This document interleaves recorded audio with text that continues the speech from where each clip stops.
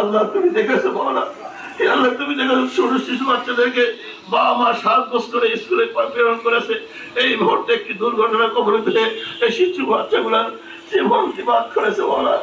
আল্লাহ কত হৃদয় বিদারক ঘটনা, আল্লাহ যা সহ্য করার মতো নয়। মাইলস্টোন স্কুলে একটি বিমানের প্রশিক্ষণ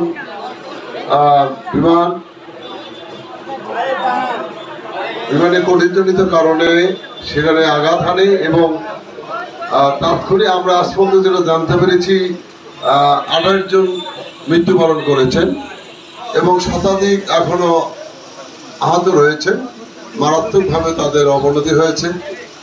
তো আমাদের বাংলাদেশ জাতীয়তাবাদী দল কেন্দ্রীয় কমিটি থেকে ঘোষণা করেছেন আজকে সারা বাংলাদেশের দলীয় কার্যালয় কালো পতাকা উত্তোলন এবং দোয়া মাহফিল।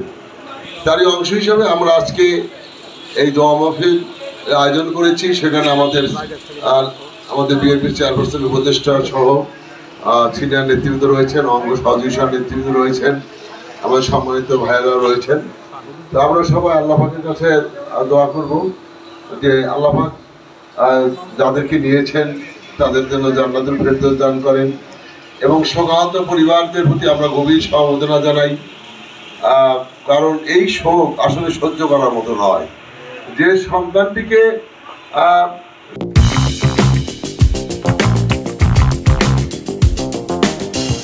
সকালে খাইয়ে গোসল করিয়ে পরিপাটি করে সাজিয়ে স্কুলে পাঠালেন, সেই সন্তানটি আর ফিরে আসলো না।